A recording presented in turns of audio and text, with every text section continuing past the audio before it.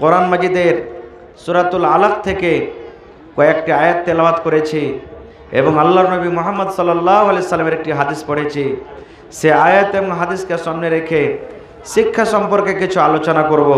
আল্লাহর কাছে দোয়া করি রব্বুল আলামিন আমি যা কিছু বলবো যেন সই হাদিস এবং কোরআন থেকে বলতে পারি এবং তার প্রতি ছোট বড় সকলেই যেন আমরা আমল করতে পারি, তার জন্য আল্লাহ আমাদেরকে তৌফিক দেন। পড়ুন আল্লাহুম্মা আমিন। বন্ধুগণ, আজকে যে জালসাটা হচ্ছে এই জালসাটা মসজিদের না মাদ্রাসার? আপনারা একটু সামনে থেকে বলেন, জালসাটা মসজিদের না মাদ্রাসার? আপনার মুখে খেনি টেনে ভরা আছে নাকি ভাই? একটু কথা বলেন, জোর করে বলেন। এই জালসাটা মসজিদের না মাদ্রাসার? আলহামদুলিল্লাহ। আমি আপনাদের এলাকাটাতে নতুন এসেছি ভাই, আমার সাথে একটু কথা বলবেন। মাদ্রাসা শব্দের মানে হলো পড়ার জায়গা। আমরা বলি মাদ্রাসা যা, মাদ্রাসা যা, মাদ্রাসা যা। মাদ্রাসা কথাটার মানে, মাদ্রাসা শব্দের মানে হলো কি? পড়ার জায়গা। যেই জায়গাতে পড়া লেখা হয় ওই জায়গাটাকে মাদ্রাসা বলা হয়েছে। তো আপনারা যে মাদ্রাসার জালসাতে আজকে এসেছেন, আপনাদের ছেলে মেয়েরা পড়ালেখা করতে আসে না গান বাজনা শিখতে আসে? কথা বলেন। পড়ালেখা করতে আসে। তো ভাই আমার, এই মাদ্রাসা আমাদের সমাজে, আমাদের গ্রামে, আমাদের এলাকাতে আমার আপনার জন্য, আমাদের ছেলে মেয়ের জন্য দরকার আছে না নেই? মাদ্রাসার দরকার আছে না নেই? আছে। নামাজ পড়াটা কি?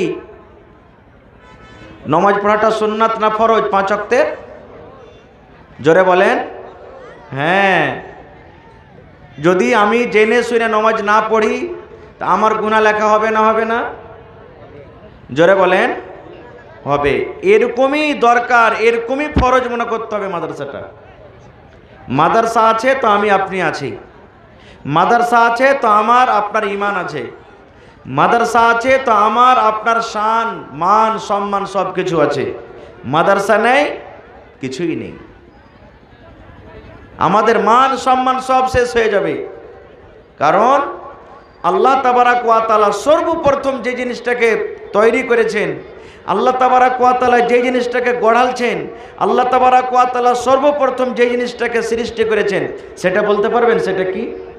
মানুষ, জীব জন্তু, আসমান জমিন সব কিছু তৈরি করার আগে আল্লাহ তাবারাক ওয়া তাআলা সর্বপ্রথম যে জিনিসটাকে বানালছেন, তৈরি করেছেন, সেটা বলতে পারবেন কি? পারবেন? সেটা হলো কি? কলম। সেটা হলো কি? জোরে বলেন। সেটা হলো কি? কলম। কলমের কাজ কি? লেখা। কলমের কাজ কি? লেখা। এবার আল্লাহ তাবারাক ওয়া তাআলা মানুষ, জন, জীব জন্তু, আসমান জমিন, নদী নালা সব কিছু তৈরি করার আগে আল্লাহ কলমকে তৈরি করলেন। এবার আল্লাহ তাবারাক ওয়া তাআলা কলমকে বলছেন। আল্লাহ কাকে বলছেন? জোরে বলেন। কাকে বলছেন? কলমকে বলছেন। কি? রে কলম তুমি লেখো, এ কলম তুমি লেখো, তোমার কাজ হলো লেখা। আমি আল্লাহ রাব্বুল আলামিন তোমাকে আদেশ করি, কলম রে তুমি লেখো, এ কলম তুমি লেখো।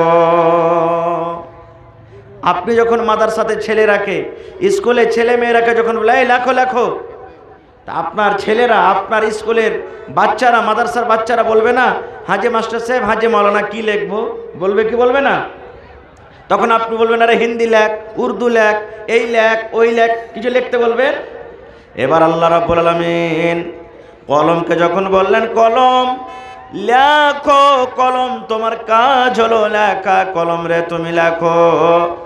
এবারে কলম আল্লাহ রাব্বুল আলামিনকে প্রশ্ন করে দিলেন, রব্বুল আলামিন আমার কাজ হলো লেখা, আমি আল্লাহ লিখবো, কিন্তু কি লিখবো আল্লাহ জি, কি লিখবো তুমি একটু দয়া করে বলে দাও।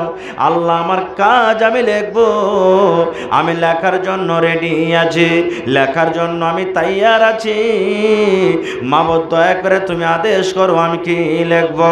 আল্লাহ রাব্বুল আলামিন কলমকে বললেন, ও কলম কিয়ামত পর্যন্ত যা কিছু দুনিয়াতে হবে ঘটবে, কলম রে সমস্ত জিনিস তুমি লিখে দাও। কলম রে কিয়ামত পর্যন্ত যা কিছু হবে কলম তুমি লিখে দাও, কলম তুমি লেখো। এবার আল্লাহ রাব্বুল আলামিনের আদেশে কলম লিখতে শুরু করলো। লিখতে লিখতে লিখতে লিখতে লিখতে মুসলমান কিয়ামত পর্যন্ত যা কিছু হবে কলম একবারে আল্লাহর আদেশে লিখে দিলেন। সব কিছুকে আল্লাহ লিখে দিলেন। এইবারে আমাদের সমাজে মাদ্রাসার দরকার আছে কিনা, শিক্ষার দরকার আছে কিনা, এই জিনিসটা বোঝাবার জন্য হাদিসটা আপনাদের সামনে আমি ধরলাম। আচ্ছা বলেন তো, এখন আল্লাহর রহমতে আশা করছি ঘটে গেছে, মেলায় কমে গেছে। যখন আমার বাড়িতে আপনার বাড়িতে যখন ছেলে মেয়ে জন্মগ্রহণ হয়, তখন 3 দিন কিংবা 5 দিন কিংবা 7 দিন কিংবা 9 দিনকার যখন বাচ্চাটা হয়, তখন আমার মায়েরা খালারা নিজের স্বামীকে বা ভাইকে বা বাপকে বলে যে এই ছেলেটার আজ হলো 60-এর দিন। বলি না, ছেলেটার হলো কি 60-এর দিন, একটু ভালো ভালো তরকারি গালা নিয়ে আসবে না, ছেলেটার খার পানি লাগবে, 60-এর দিন একটু ভালো মন্দ না খেতে গেলে কি হয়? তো আমার ওই মায়েরা খালারা কি উদ্দেশ্যে কি নিয়াতে সেই দিন 60-এর দিন ভালো মন্দ খায়? মাছ থাকবে, হয়তো ডিম থাকবে, কিংবা মাংস থাকবে, বা এই ধরনের কোনো একটু ভালো তরকারি থাকবে। এরকম হয় না? হয় না? কেন করে কোনোদিন জিজ্ঞাসা করেছেন?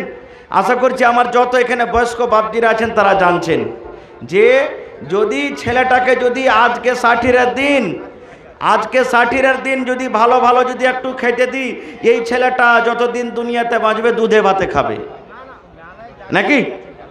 এই নিয়াতে মেয়েরা খালারা সেদিন কিন্তু এই জিনিসটা করে। রে মুসলমান, এটা করা হারাম। আমার মায়েরা খালারা শোনেন, এই কাজটা করা হারাম গে মা।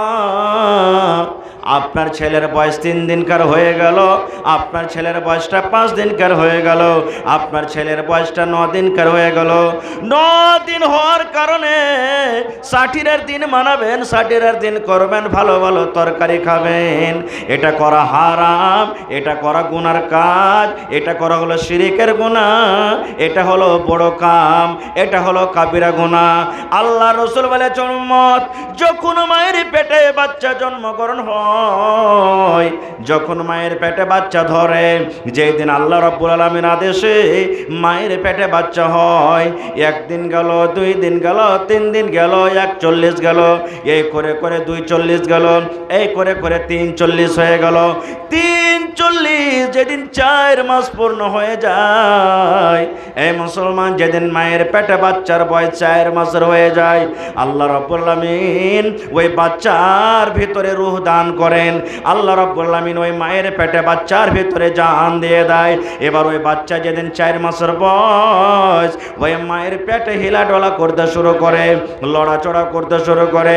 আমার মায়েরা খালারা তখন জানতে পারে, এ হালেমার মা, জায়েদার মা, বুবু দেখো রে, আমি এখন জানতে পারছি আমার পেটে বাচ্চা এসে গেছে, আমার পেটে বাচ্চার জান চলেছে, যে বাচ্চাটা হিলাডোলা করে।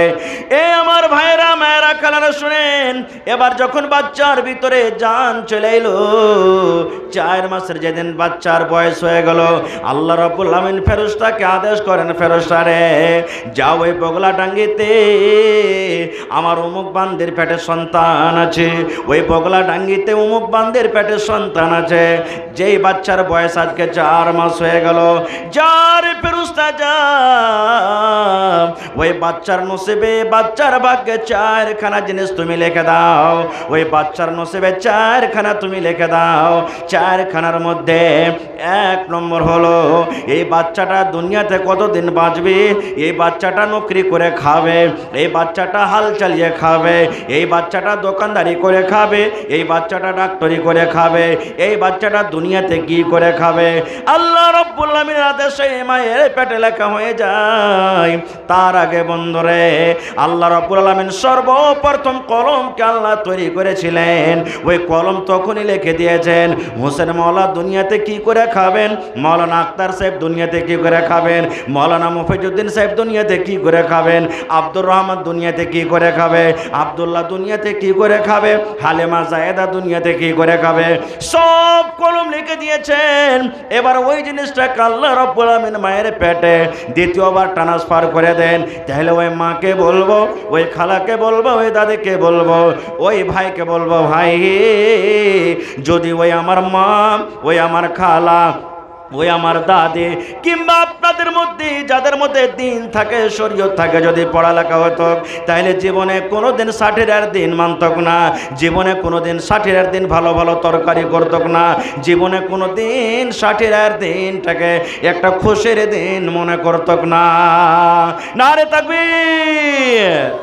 তাহলে 60-এর দিন মারা এগুলো যে আমরা মানছি এগুলো না জানার কারণে, তাহলে আমাদের মধ্যে আমাদের বাড়িতে ইলমের দরকার আছে না নেই? আছে না নেই? আজকে মাদ্রাসা করেছেন, আপনার আমার ছেলে মেয়েরা পড়িতে যাবে। এবার বলবেন হাজি মৌলানা আমরা তো বড় হয়ে গেছি, এবার আমরা কি শিখবো, কেমন করে শিখবো? প্রথম নম্বর কথা, ইলিম কোনোদিন বুড়াই না।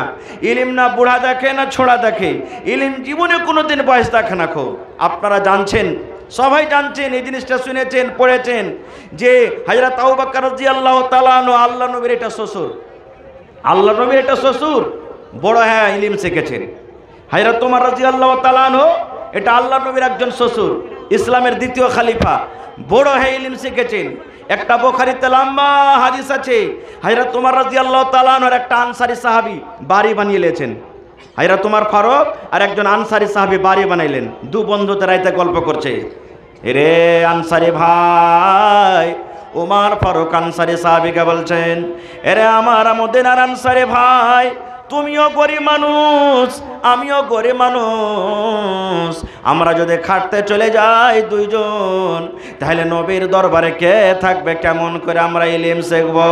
আর যদি আমরা দুজনে যদি ইলম শেখে আমরা খাটতে যদি না যেতে পাই আমাদের হাঁড়ি চুলা চলবে না রে, ছেলে মেয়েরা না খেয়ে থাকবে। হযরত ওমর রাদিয়াল্লাহু তাআলা ওই সাহাবীকে বলছেন, ভাই রে একদিন তুমি ইলম শিখতে যাবে, নবীর দরবারে থাকবে, একদিন আমি মাঠে কামে চলে যাব, সারাদিন কাম কাজ করার পর যা মজুরি পাবো, যা আমি টাকা পাবো, অর্ধেক আমার বাড়িতে আমার ছেলে মেয়ের জন্য রাখবো, আর অর্ধেক মজুরি তোমাকে আমি দিয়ে দেবো তোমার ছেলে মেয়ের জন্য। আর আনসারী ভাই রে, নবীর বাড়িতে এশা নামাজ পর্যন্ত যা তুমি শিখবে, এশারের নামাজের পর কিংবা ফজরের নামাজের পর নবীর বাড়িতে থেকে নবীর সাথে থেকে যা তুমি ইলম শিখবে, তুমি আমাকে বসে বসে বসে গোটা দিনের ইলমটা আমাকে শিখিয়ে দেবে। এই আনসারী সাহাবী, তারপরের দিন তুমি মাঠে কামে কাজে চলে যাবে, আমি নবীর কাছে থাকবো, আমি সারাদিন যা কিছু নবীর কাছে শিখবো তোমাকে আমি সন্ধ্যাবেলাতে শুনিয়ে দেব, শিখিয়ে দেব, আর তুমি মজুরি করে যা পাবে ভাই রে তোমার ছেলে মেয়ের জন্য তুমি অর্ধেকটা বাড়িতে রাখবে, আর অর্ধেকটা মজুরি তুমি আমার ছেলে মেয়ের জন্য দেবে। নারে তাকবীর। তাহলে বাড়ি করে করে সাহাবায়ে কেরাম ইলম শিখেছেন। আর আজকে যতটি লোক এখানে আমরা বসে আছি, যদি আমি একটু জিজ্ঞাসা করে দিই, এই দাদু নানা উজু করা দোয়াটা কি বলেন তো? সবাই বলতে পারবো? বলতে পারবো? পারবো জি ভাই? পারবো না আমরা যতটি লোক এখানে বসে আছি বলি, দাদা হে গ্রামে তো জানাজা হয়ে গেছে, মাইয়া থেকে গেছে, জানাজা পড়তে তো দাঁড়িয়ে গেছেন ভাই, একটু দয়া করে জানাজা দোয়াটা তো বলেন। বলতে পারবো? পারবো জি ভাই বলেন, পারবো? সবাই পারবো না। খুব এখানে যতটি লোক আছেন, হাজার হাজার মানুষ আছেন, আমি যদি বলি ভাই আপনার 5টা ছেলে হয়ে গেছে, ওর 3টে ছেলে হয়ে গেছে, ওর 10 বছর হয়ে গেল, ওর 50 বছর হয়ে গেল, বিবির কাছে যেতে গেলে একটা দোয়া পড়তে হবে, একটু দয়া করে দোয়াটা কি বলেন তো? কয়টা লোক পারবো? কয়টা লোক পারবো? এগুলো আমাদের শিখার দরকার নাই। কোনো মৌলানার কাছে আমরা বসবো না, কোনো মসজিদের ইমামের কাছে বসবো না, যারা জানছে তাদেরকে আমরা জিজ্ঞাসা করব না। ভাই মুসলমান, বিবির কাছে যাবেন, যদি আপনি দোয়াটা না পড়েন কতখানি আপনার নোকসান হবে জানেন, ক্ষতি হবে।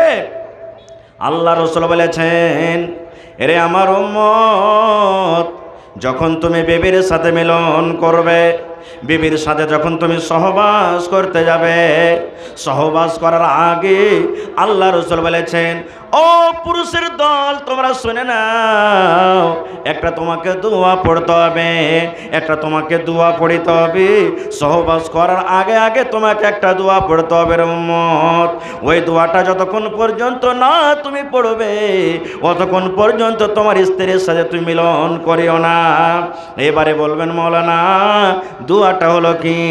দোয়াটা হলে এই, আল্লাহ রাসূল বলেছেন, বিসমিল্লাহি আল্লাহুম্মা জান্নিবনা শাইতান ওয়া জান্নিবিশ শাইতানা মা রাযাকতানা। বিসমিল্লাহি আল্লাহুম্মা জান্নিবনা শাইতান ওয়া জান্নিবিশ শাইতানা মা রাযাকতানা। এই দোয়াটা পড়ে বিবির কাছে আপনাকে যেতে হবে।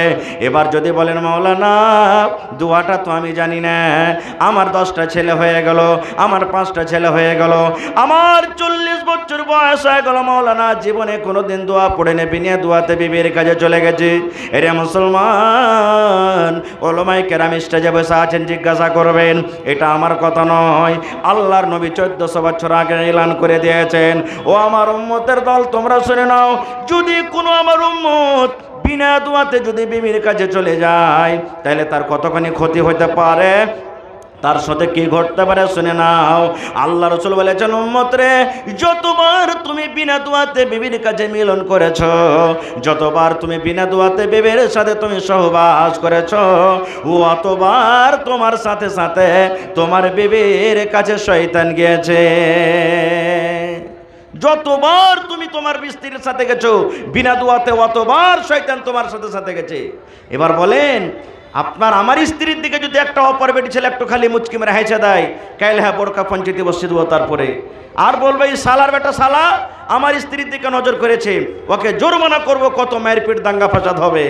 আর যে জিনিসটা চোখে দেখতে পাই না, আমার আপনার স্ত্রীর কাছে যে বিনা দোয়াতে যাচ্ছি আর যতবার গেছি শয়তান যে যায়, তাহলে কত বড় নোকসান হলো, ক্ষতি হলো। এই জিনিসটা কোথায় আপনি শিখবেন? কার কাছে শিখবেন? একটা মাওলানার কাছে, একটা মাদ্রাসাতে আপনি শিখবেন। তাহলে মাদ্রাসার দরকার আছে না নেই? আগেকার দেখবেন আমার মায়েরা খালারা, এখন তো আল্লাহর রহমতে বানাত হয়েছে, মাদ্রাসা হয়েছে, পড়ালেখা করে মেলে আল্লাহর রহমতে সুধরে গেছে। না হলে আগেকার মা খালারা, আমরা যখন ছোট ছিলাম আমাদের মায়েরা আমার সাথে করেছে, আপনাদের সাথে করেছেন। যখন রাতের বেলাতে যখন পেশাব করতে যখন উঠেছি, তখন মা খালার একটা দোয়া শেখাইতো, এই পড় রে, দোয়াটা পড়। কি দোয়া? তুই রাইতে মুইতে দিচ্ছিস, পেশাব করছিস, দোয়াটা পড়। দোয়াটা পড়তে গেলে তুই পেশাব করবি না। খো কি দোয়া? 1 বাত্তা 2 বাত্তা 3 বাত্তা, ঘর সত্তা বাহির মত্তা। পড়তো না পড়তো না বলে? যদি ছেলেটা যদি নিন্দের চোখে না পড়তো, মরা বিছানা মুছে পড়বি না। 1 বাত্তা 2 বাত্তা 3 বাত্তা, ঘর সত্তা বাহির মত্তা। এটা হাদিসের কথা রে, সুবহানাল্লাহ। ওই মা যদি পড়ালেখা থাকতো, ওই মা যদি আল্লাহর কোরআন পড়তো, নবীর হাদিস পড়তো, ওই মা যদি মাদ্রাসাতে পড়ালেখা করতো, তাহলে ওই মা জীবনে বেটাকে 1 বাত্তা 2 বাত্তা শেখাতো না। ওই মা বেটাকে বলতো, বেটা রে, আল্লাহর নবীর হাদিস আছে রে বেটা, যখন তুমি পেশাব পায়খানাতে বসবে, পেশাব পায়খানাতে যাবে রে তখন তোমাকে এই দোয়া পড়িতে হবে, বিসমিল্লাহি আল্লাহুম্মা ইন্নী আউযু বিকা মিনাল খুবুসি ওয়াল খাবাইস। এই দোয়া ওই মা শিখাতেন। আরে ভাই, ইলমের কতখানি মর্যাদা পাওয়ার জানেন? মানুষ তো মানুষ, সুবহানাল্লাহ। শয়তানও খুব বড় আলিম ছিল। বলবেন কেমন করে যে মাওলানা? বাস আমি ওয়াজ করবো না আজ আপনাদের সামনে, আল্লাহ বাচ্চা রাখে ইনশাল্লাহ বিষয় নিয়ে বলবো। একটা হাদিস আর বলি আপনার সামনে। আল্লাহ নবীর জামানাতে বাইতুল মাল জমা হইতো। বাইতুল মাল বুঝেন? বাইতুল মাল সরকারি মাল, যেমন জাকাতের মাল হলো, জাও হলো, কিশমিশ হলো, খাজর হলো, এগুলা বাইতুল মাল সরকারি মাল জমা হইতো। আজ থেকে 10 বছর 15 বছর আগে মাঠে যদি ধান কেটে যদি আপনারা ফেলে রেখেছেন তো জোগাতে হইতো নাকি? জোগালছেন না জোগাননি বলে? এখন তো আল্লাহর রহমতে চোর কমে গেছে নাকি? হ্যাঁ, তো বাইতুল মাল জমা হয়ে গেছে, বুখারী শরীফের হাদিস। আল্লাহ রাসূল আপনারা যেমন বসে আছেন, সাহাবীরা কে বলছেন, হ্যাঁ গো এই বাইতুল মালের পহরাদারি কে করবে তোমাদের মধ্যে আজ রাত্রে বলো তো। তা আবু হুরায়রা রাদিয়াল্লাহু তাআলা আনহু একজন সাহাবী, ওর নাম আসল হল আব্দুর রহমান, কিন্তু হাদিসের পাতাতে আবু হুরায়রা। আবু হুরায়রা কেন হলো ইনশাআল্লাহ কোনোদিন বলবো। তা আবু হুরায়রা সাহাবী বলছেন, হুজুর আমি মালের পহরাদারি করব। বলে ঠিক আছে থাকো। মালের কাছে আছেন, মাল জোগাইছেন রাতের বেলাতে। এই জোগাইতে জোগাইতে একটা চোর রাইতে মাল চুরি করতে এসে আর বোরাতে ওই খাজুর কিশমিশ যা ছিল ভরতে শুরু করেছে। এবার এই সাহাবী আবু হুরায়রা মাল জোগাইছেন, যার করে গপ করে হাত খান দিলাম, যাই আরে আমি মাল জোগাচ্ছি, তোর এত বড় সাহস যা আমার চোখের সামনে তুই মাল চুরি করছিস। তখন চোরটা কানতে লাগলো আর খুব একবারে কোকতে মিনতি করতে লাগলো, ভাই বাড়িতে ছোট ছোট বাচ্চা সব ছেলেরা ভোকের জ্বালাতে কাঁদছে, সহ্য না করতে পেরে ভাই চুরি করতে এসি, আর আসবো না ভাই, ছেড়ে দাও। তখন হযরত আবু হুরায়রা রাদিয়াল্লাহু তাআলা আনহু আল্লাহ রাসূলের সাহাবী বলছেন, আসবে না তো? না তো না। বলে ঠিক আছে ওয়াদা করলে আসিও না, তোমাকে আজ ছেড়ে দিলাম। কই না না আসবো না, ছেড়ে দাও। ছেড়ে দিলেন। ভোর হইল, ফজরের নামাজ পড়ে আল্লাহ রাসূল বলছেন, আবু হুরায়রা রাইতে তোমার সাথে কি ঘটেছে? মানে আল্লাহ তাআলা ওকে জানিয়ে দিয়েছেন নবীকে ফেরেশতা দ্বারা, জিবরিল আমিন তাকে ওহী করে দিয়েছেন। বলছেন, হুজুর চোর এসেছিল একটা চুরি করতে, আর ও আমার সাথে ওয়াদা করেছে যে আর আসবো না চুরি করতে। আল্লাহ রাসূল বলছেন, আবু হুরায়রা আল্লাহর কসম করে বলি ওই চোর আজ রাত্র চুরি করতে আসবে। কি বলছেন? আজ রাত্র চুরি করতে আসবে। তখন হযরত আবু হুরায়রা বলছেন, হুজুর ও তো আমার সাথে ওয়াদা করেছে আসবো না। বলছে, আর আমি নবী, আমি না বলছি যে আসবে? তা আসবে। নবীর কথার পরে বিশ্বাস সাহাবায়ে কেরাম কতখানি করতে, অন্য অন্য হাদিস দ্বারা বুঝতে পারবেন, আমি ওদিকে যাব না। এবার হযরত আবু হুরায়রা রাদিয়াল্লাহু তাআলা আনহু বসে আছেন, ঠিক কিছুক্ষণ রাত হয়েছে, আবার চোর চুরি করতে চলেছে। আবার পড়ার ভিতরে মাল ভরতে শুরু করেছে, টোনাতে বাঁধতে শুরু করেছে। হাত খান ধরে লেচেলে বলছে, এই তুমি যে গত রাত্রে বলেছো আর মাল চুরি করতে আসবো না, আর তুমি আজ রাত্রে চুরি করতে এসেছো, ব্যাপারটা কি? তোমার কত বড় সাহস? সেই দিনে কিন্তু খুব একবারে জোড়াতে মিলাতে করতে লাগলো, ভাই আমার ছেলে মেয়েরা না খেয়ে আছে, সহ্য না করতে পারছি ভাই, তখন মাল চুরি করতে এসেছি ভাই, হে আর আসবো না, ছেড়ে দে। আসবে না তো? না তো না। সেই জন্য ছেড়ে দিলেন। আবার নবী সকালবেলাতে বলছেন, আবু হুরায়রা চোর আসেনি? বলছে, হুজুর চোর তো এসেছিল, কিন্তু তার ময়া দেখে তাকে ছেড়ে দিয়েছি। এবার নবী যে বললেন, ওরে আমার সাহাবে, যে চোর দূরাত থেকে মাল চুরি করতে আসি, আজকে তোমার মাল চুরি করতে আসবে রে, আজকে আসবে। তুমি আজকে মালের ভালো করে পহরাদারি করিও, সে চোর আজ রাত্র তোমার মাল চুরি করতে আসবে। হযরত আবু হুরায়রা বলছেন, হুজুর ও যে আমার সাথে ওয়াদা করেছে আসবো না। বলছে, আরে আসবে, আমি বলছি আসবে, কিন্তু হ্যাঁ শোনো, আজকে 3 নম্বর রাত হবে, ওকে যখন ধরবে তো ছাড়িও না, আমার দরবারে ধরে নেসিও। চোরকে ছাড়িও না, আমার দরবারে তাকে টেনে আনবে। বলছে ঠিক আছে। ঠিক 3য় রাতে আবার মাল চুরি করতে চলে এসছে। হযরত আবু হুরায়রা রাদিয়াল্লাহু তাআলা আনহু সেদিন কিন্তু তাকে ধরে নিয়েছেন। বলছেন, খব্বিস তুমি 3 রাত থেকে আমাকে ফাঁকি দিছ, আজকে তোমাকে ছাড়বো না, নবীর দরবারে তোমাকে ধরে নিয়ে যাব, আজ তোমাকে ছাড়া হবে না। খো এবার দেখেন চোর কত হুঁশিয়ার বুদ্ধি আর কতখানি পড়ালেখা। এবার চোর বলছেন, ও আল্লাহর নবীর সাহাবী শুনে নাও, তুমি আমাকে নবীর দরবারে ধরে নিয়ে যাবে, আমি চোর মাল চুরি করতে এসেছি। নবী আমার হাত কেটে নেবেন, আমার হাত কাটা পড়ে যাবে, কারণ যারা চুরি করে শরীয়তের ফয়সালা, যারা চুরি করে তাদের হাত কাটা পড়ে। এই আল্লাহ নবীর সাহাবী শুনে নাও, যদি তোমাকে একটা দোয়া শিখিয়ে দিই, তোমাকে আমি একটা মন্ত্র শিখিয়ে দিই, তোমাকে যদি আমি একটা দোয়া শিখিয়ে দিই, তাহলে ওই দোয়া শেখার বিনিময়ে তুমি আমাকে রেহাই করবে কি করবে না? ওই দোয়া শেখার কারণে তুমি আমাকে ছাড়বে কি ছাড়বে না বলো?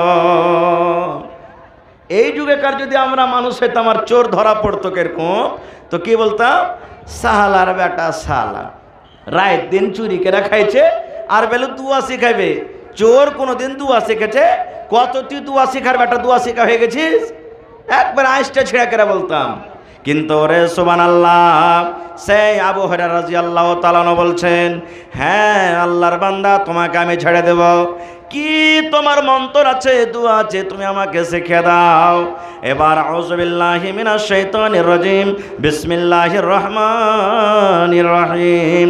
আল্লাহু লা ইলাহা ইল্লাহু আল হাইয়ুল কাইয়ুম লা তাখুযুহু সিনাতুন ওয়ালা নাওম। করে করে করে করে গোটা শিখিয়ে দিলেন। বলেন তো এটার নাম কি? জোরে বলেন এটার নাম কি? একটু সবাই বলেন এটার নাম কি? আয়াতুল কুরসি। গোটা আয়াতুল কুরসি শিখিয়ে দিলেন। সে সাহাবী শিখে নিলেন। বলছে যা রে ভাই যা, তোকে ছেড়ে দেন। আবার চোর বলছেন আল্লাহর বান্দা, তুমি আয়াতুল কুরসি তুমি শিখে নিয়েছো, তোমাকে আমি মন্ত্র শিখিয়ে দিয়েছি, কিন্তু দোয়াটা শিখে কি হবে, কি লাভ আছে? এই দোয়াটার ফজিলত কি? এই দোয়াটা শিখে কি লাভ আছে তুমি কি আমাকে জিজ্ঞাসা করবে না? এবার আবু হুরায়রা বলছেন, হ্যাঁ আল্লাহর বান্দা, এই দোয়াটা তুমি আমাকে শেখাইলে, এই দোয়াটা শিখে আমার কি লাভ আছে, কি হবে তুমি বলো তো? এবারে ওই চোর বলছেন, এই আল্লাহর বান্দা, এশারের নামাজের পর, এশারের নামাজ পড়ে যখন তুমি বিছানাতে তুমি ঘুমাতে যাবে, বিছানায় পা দেওয়ার পর বিছানায় বসে বসে ঘুম আসার আগে আগে, চোখ বন্ধ করার আগে আগে তুমি যদি আউযু বিল্লাহ বিসমিল্লাহ বলে একবার তুমি আয়াতুল কুরসি পড়ে নাও, তবে আল্লাহ রাব্বুল আমিনের পক্ষ থেকে তোমার বাড়িতে আল্লাহ একটা ফেরেশতা দিয়ে দিবেন, একটা আল্লাহ রাব্বুল আমিন তোমার বাড়িতে একটা গার্ড দান করবেন। সেই ফেরেশতা এসে সারা রাত তোমার বাড়িতে পাহারাদারি করবে, তোমার মুরগি জগাবে, তোমার গাড়ি জগাবে, তোমার ছাগল জগাবে, তোমার ধান জগাবে, তোমার বাড়ি জগাবে, তোমার মাকই জগাবে, গোটা রাত তোমার বাড়িতে পাহারাদারি করবে। ফজর পর্যন্ত কোনো চোর তোমার বাড়িতে চুরি করতে পারবে না। কে শিখালেন এটা? এটা কে শিখালেন? শয়তান। কে শিখালেন? চোর একটা শিখালেন। সুবহানাল্লাহ, মাল চুরি করতে এসে। এবার হযরত আবু হুরায়রা রাদিয়াল্লাহু তাআলা আনহু শিকার পর বলছেন, যা ভাই যা, তুই এত দামি দোয়া শিখিয়ে দিলি আমাকে, যা তুই বাড়ি চলে যা। চলে গেলেন। ভোর হয়েছে। আল্লাহ রাসূল বলছেন, আবু হুরায়রা, চোর চুরি করতে আসেনি? বলছে, হুজুর চোর তো এসেছিল চুরি করতে। তো রাসূল বলছেন যে তোমাকে যে বলেছিলাম ধরে নিয়ে আসতে, কই? বলছে, হুজুর একটা আমাকে দোয়া শেখালছে, তো আমি ওকে ছেড়ে দিয়েছি তার বদলাতে। বলছে, কি দোয়া? এবার আবু হুরায়রা বললেন, আল্লাহ রাসূল গো, ওই চোরকে ধরে আপনার দরবারে নিয়ে আসছিলাম। এবার চোর আমাকে বলতে লাগলো, ও আবু হুরায়রা, যদি তোমাকে আমি একটা মন্ত্র একটা দোয়া শিখিয়ে দিয়ে বলো তুমি আমাকে ছাড়বে কিনা? এবার আমাকে এই দোয়াটা শিখালছেন, আল্লাহু লা ইলাহা ইল্লাহু আল হাইয়ুল কাইয়ুম লা তাখুযুহু সিনাতুন ওয়ালা নাওম। এই করে করে করে করে করে করে গোটা আয়াতুল কুরসি শুনিয়ে দিলেন। এবার রাসূল বলছেন, আবু হুরায়রা, তারপর ওই চোর কি বলেছে? এবারে আবু হুরায়রা বলছেন, নবী গো, ওই চোর এই কথাটা বলেছেন, ও আল্লাহর বান্দা, যখন তুমি এশারের নামাজের পর বিছানায় যখন তুমি ঘুমাতে যাবে, বিছানায় ঘুমার আগে আগে, চোখটা তোমার বন্ধ হওয়ার আগে আগে তুমি যদি একবার আউযু বিল্লাহ বিসমিল্লাহ বলে এই আয়াতুল কুরসি তুমি পড়িতে পারো, আল্লাহ রাব্বুল আলামিনের পক্ষ থেকে তোমার বাড়িতে আল্লাহ একটা ফেরেশতা দান করবেন, একটা পাহারাদার আসবেন। ওই ফেরেশতা এসে গোটা রাত তোমার বাড়িতে পাহারাদারি করবে, তোমার গরু জগাবে, তোমার উট জগাবে, তোমার ঘোড়া জগাবে, তোমার ছাগল জগাবে, তোমার মুরগি জগাবে, গোটা রাত তোমার বাড়িতে পাহারাদারি করবে। কোনো চোর তোমার বাড়িতে চুরি করতে পারবে না। এবার রাসূল বলছেন, শয়তান ঠিকই বলেছে। রাসূল কি বলছেন? ওই চোর ঠিকই বলেছেন, চোর যেটা কথা বলেছে সব ঠিকই বলেছেন। নবী সাহেব ওটাকে তাসদিক করে নিলেন। এবারে রাসূল বলছেন, আবু হুরায়রা, 3 রাত থেকে যে তোমার কাছে মাল চুরি করতে আসে, ওইটাকে তুমি চিনো কে? ওইটা তো হযরত আবু হুরায়রা বলছেন, হুজুর ওইটা কে? একটা চোর, মাল চুরি করতে আসে, এটা একটা চোর। যখন কথাটা বলা, আল্লাহ রাসূল বললেন, না রে খেপানা, ওইটা চোর নয়, যাকা শয়তান, ওইটা শয়তান রে, ওইটা শয়তান। 3 দিন থেকে মানুষের রূপে তোমার কাছে আছে, 3 দিন থেকে মাল চুরি করতে আসে, ওইটা চোর নয় রে, ওইটা হলো শয়তান। এবার হযরত আবু হুরায়রা বলছেন, নবীজি শয়তান এত দামি কথা জানে, শয়তান এত ভালো কথা জানে, শয়তানের কাছে এত ইলম আছে, এতখানি পড়ালেখা, এত দামি জিনিস বলে গেলেন। এবার রাসূল বলেন, হ্যাঁ শয়তান ভালো কথা জানে, কিন্তু শয়তান ভালো কথা মানে না। শয়তান কোরআনকে জানে, কিন্তু শয়তান কোরআনের কথা মানে না। শয়তান আল্লাহকে জানে, কিন্তু শয়তান আল্লাহর কথা মানে না। আপনি ভালো কথা জানেন, আপনি ভালো কথা মানেন, আপনি আল্লাহকে জানেন, আপনি আল্লাহর কথা মানেন, আপনি কোরআনকে জানেন, আপনি কোরআনের কথা মানেন, আপনি জানেন এবং মানেন বলে ঈমানদার। আর শয়তান ভালো কথা জানে কিন্তু মানে না, এই জন্য শয়তানের নাম হয়ে গেল বেঈমান। নারে তাকবীর। হয়নি, হবে না, হতে পারে না, আমার নবীর সাথে কারো তুলনা। হয়নি, হবে না, হতে পারে না, আমার নবীর সাথে কারো তুলনা। হায়রে তুলনা তো দূরের কথা, ছায়াও মিলে না। হয়নি, হবে না, হতে পারে না, আমার নবীর সাথে কারো তুলনা। সকল নবী রাসূল ছিলেন খোদার দিবানা, দু নয়নে দেখব খোদা ছিল তামান্না। সকল নবী রাসূল ছিলেন খোদার দিবানা, দু নয়নে দেখব খোদা ছিল তামান্না। আর মোর নবীকে ডেকে নিলেন, আর মোর নবীকে ডেকে নিলেন দেখবে রব্বানা। হয়নি, হবে না, হতে পারে না, আমার নবীর সাথে কারো তুলনা। তো ভাই আমার, আল্লাহ বাচ্চা রাখে, ইনশাল্লাহ কোনোদিন ওয়াজ করবো এই বিষয় নিয়ে। তবে আজকে 1 টাকা দেবেন তো আপনার কাছ থেকে 1 টাকা নিব। আমি জানি না ভাই এলাকা থেকে কেমন, তবে একটা আবদার রাখলাম আজকে জালসাতে। দেখি কোন আল্লাহর বান্দা আছেন এই মাদ্রাসা বগলাডাঙ্গি মাদ্রাসার জন্য, কোন আল্লাহওয়ালা, কোন আল্লাহর মুজাহিদ কিংবা কোন আল্লাহওয়ালি 1 কাঠা জমিন দান করতে পারবেন, কিংবা 1 ডিসমিল জমিন দান করতে পারবেন? মাদ্রাসার আশেপাশে জমিন থাকতে গেলে সাটিয়ে দেবেন, না আছে মাঠে ময়দানে, মাঠের জমিন আছে, জমিনটা মাদ্রাসাতে দান করলেন। মৌলানা 1 কাঠা জমিন আমি দান করলাম, যা টাকা হবে আমি বিক্রি করে দিয়ে দেব।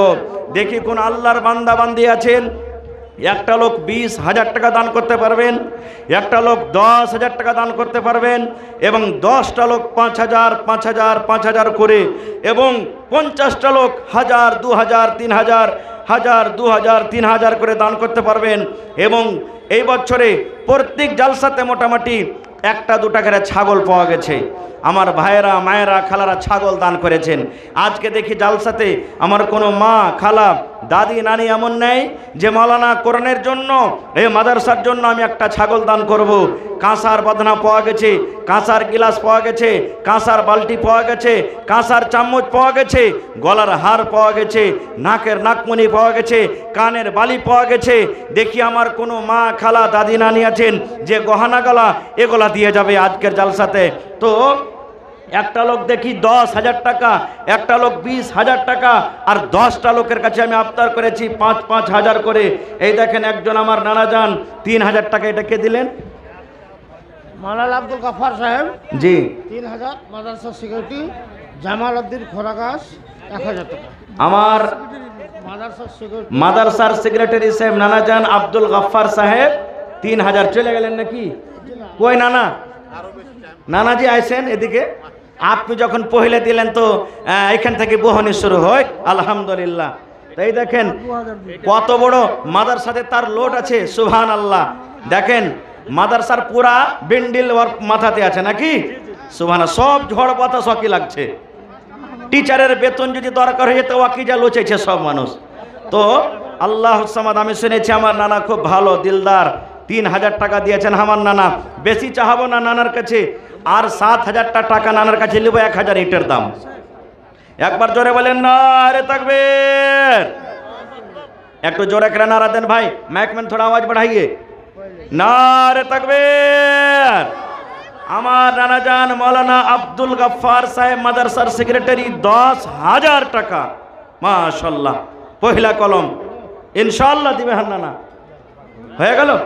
7,000 টাকা লিখেলেন, সুবহানাল্লাহ, নারে তাকবীর, সুবহানাল্লাহ। দেখেন আজ যদি আরো 10,000 টাকা চাইতাম মন তো দিয়ে দেন মনে হয়, এত দিলদার মানুষ।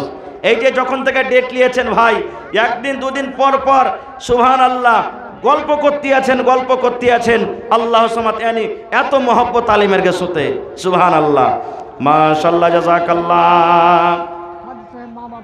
আহা রব্বানা যালামনা আনফুসানা ওয়া ইল্লাম তাগফির লানা ওয়া তারহামনা লানাকুনান্না মিনাল খাসিরিন। আল্লাহ, আমার নানা জান মাওলানা আব্দুল গফফার সাহেব 10,000 টাকা আল্লাহ তোমার কর্ণের জন্য হাজির করে দিলেন। আল্লাহ 10,000 নয় 10 লক্ষ টাকা মনে করে তুমি কবুল করে নাও। আল্লাহ রোজ রোজগারে বরকত দাও। আল্লাহ তুমি কামাই ধামাইতে আল্লাহ বরকত দাও। আল্লাহ নানাকে ভালো রাখো। আল্লাহ মা বাপ দাদু দাদি নানা নানি শ্বশুর শাশুড়ি সব মনে হয় কবরে চলে গেছেন। মাবুদ, দুনিয়ার খবর পাওয়া যায় কিন্তু কবর একটা এমন দেশ, কবর একটা এমন দুনিয়া যে আল্লাহ তা মা বাপ সব কবরে চলে গেছেন। আল্লাহ মা বাবার কবরে তুমি জান্নাতের বিছানা দিয়ে দাও। আল্লাহ চীন জাপানের খবর আছে রব্বুল আলামিন, কিন্তু কবরের আজ পর্যন্ত কোনো খবর এলো না। আল্লাহ তোমার নবী বলেছেন নেককার সন্তানেরা যদি মা বাবার জন্য দান করে আল্লাহ রব্বুল আলামিন তার দান অনলাইন মা বাবার কবরে পৌঁছে দেয়। আল্লাহ আমার মাওলানা এই নিয়াতে আসাতে মা বাবার জন্য 10,000 দান করেছেন। আল্লাহ মা বাবার কবরে জান্নাতের বিছানা দিয়ে দাও। আল্লাহ মা বাবার কবরকে নূর দিয়ে মুনওয়ার করে দাও। রব্বানা তাকাব্বাল মিন্না ইন্নাকা আনতাস সামিউল আলিম। আমিন।